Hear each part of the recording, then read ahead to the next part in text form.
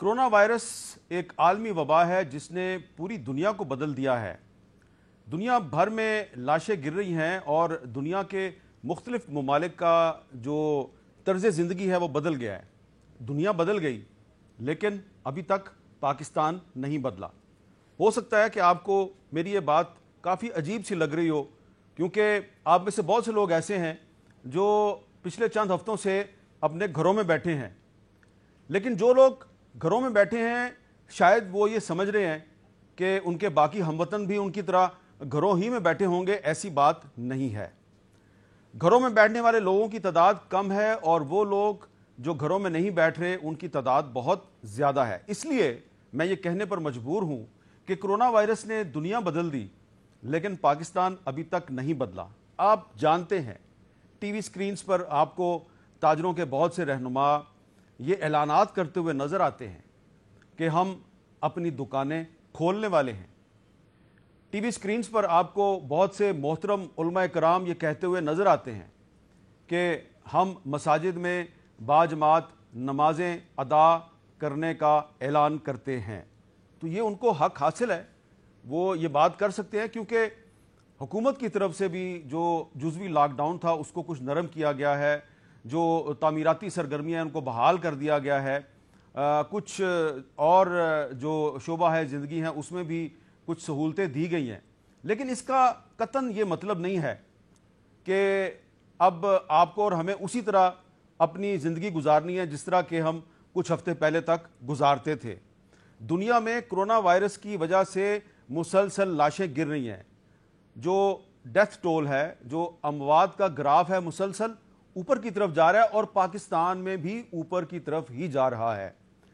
क्योंकि अभी तक पाकिस्तान में बहुत बड़ी तादाद में अमवात वाक़या नहीं हुई, इसलिए शायद हम अभी तक इस सारी सूरत हाल को बहुत ईजी ले रहे हैं।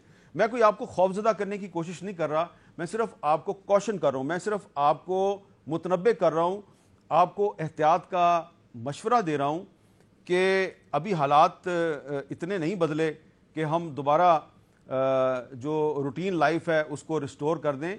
तो लॉकडाउन को कुछ नरम किया गया है, इसका मतलब ये नहीं कि आप मामूलात ज़िंदगी को पुरानी तर्ज पर बहाल कर दें। ज़िंदगी रवां लेकिन ज़रा फासला मेहरबां, दूर रहें महफूज रहें, इसको अभी तक अपना मोटो बनाएं। और अब आज हम कुछ ऐसे मौज़ूआत का जिक्र करते हैं जिस पर आज हम गुफ्तगू करेंगे।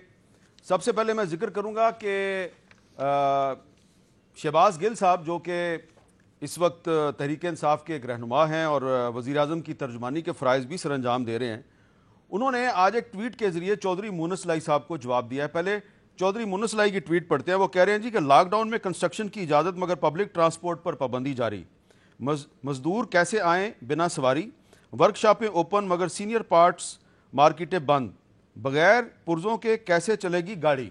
तो शायरी की है चौधरी परवेज़ लाई साहब के बरखुरदार चौधरी मुनस लाई ने। तो जवाब में शहबाज गिल साहब ने कहा है कि चौधरी साहब आपकी दुआ और तावन से सब दुरुस्त हो जाएगा। बंद मशीन को चलाते हैं तो थोड़ा वक्त लगता है, कोई बेल्ट कसनी पड़ती है और कई ढीली करनी होती हैं, चंद दिन में इंशाल्लाह सब ठीक हो जाएगा। तो ये दोनों इत्तेहादी जमातें हैं।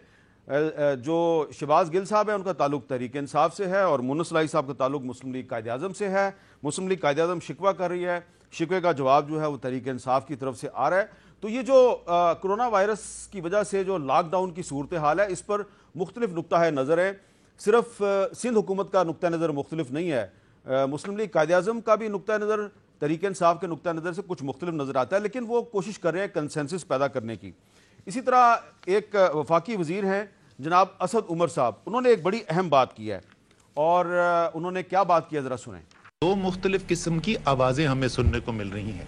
इसका मतलब ये नहीं कि वो जो ये कहते हैं कि बिल्कुल बीमारी से बचाव के लिए, बीमारी को फैलाव से रोकने के लिए हर मुमकिन कोशिश करो, लेकिन साथ साथ इस बात का भी ख्याल रखो कि वो करोड़ों लोग इस मुल्क के अंदर जो साहिब सरबत नहीं है, आमदनी खत्म होने से, रोजगार खत्म होने से उनके ऊपर जो जिंदगी में मुश्किलात आएंगी उसका भी ख्याल करो।